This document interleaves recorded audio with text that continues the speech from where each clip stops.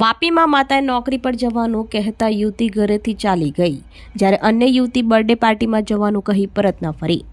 તેમજ ઉમરગામની પરણિત યુવતી કોઈને કંઈ પણ કહ્યા વિના ક્યાંક નીકળી જતા પરિવાર ચિંતામાં.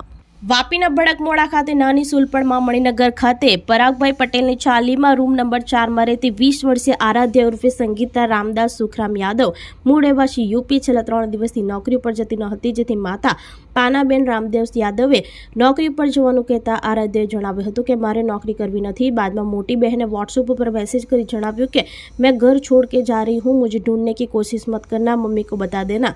આ મેસેજની મોટી દીકરીએ જાણ કરતા પરિવારજોને સગા સંબંધી તેમજ મિત્ર વર્તુળમાં શોધખોળ આદરી હતી, પરંતુ કોઈ પતો લાગ્યો ન હતો. ઘરેથી નીકળતી વેળા બેગમાં કપડાં પણ સાથે લઈ ગઈ હતી. માતાએ વાપી ટાઉન પોલીસ મથકે દીકરી ગુમ થયાની જાણ કરી હતી.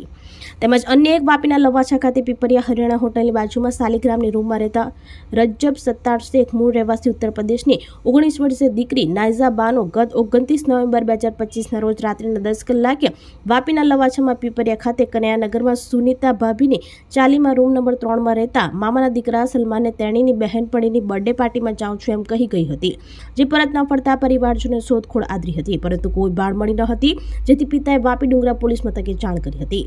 તેમજ અન્ય એક ઉમરગામ તાલુકાના ગોવાડા કંકરાડી ખાતે રહેતા 23 વર્ષીય વૈશાલી ચેતનભાઈ હબાલિયા ગત 9 ફેબ્રુઆરીના રોજ ગોલ canteen money packers India private લિમિટેડની બાજુમાં આવેલ નાસ્તાની દુકાન પાસેથી કોઈને કંઈ પણ કહ્યા વિના કોઈ અગમ્ય કારણસર ખસી જતા રહ્યા હતા.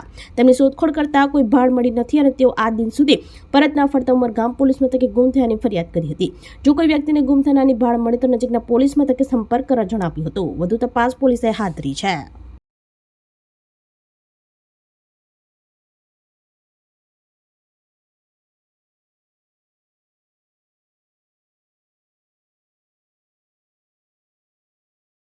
આપણી સંકલ્પ ન્યૂઝ ચેનલને સબસ્ક્રાઇબ અને લાઇક કરો, બેલ આઇકન દબાવો, જેથી આવનાર ન્યૂઝ અપડેટ્સની નોટિફિકેશન આપના મોબાઈલ પર સૌથી પહેલા પહોંચે.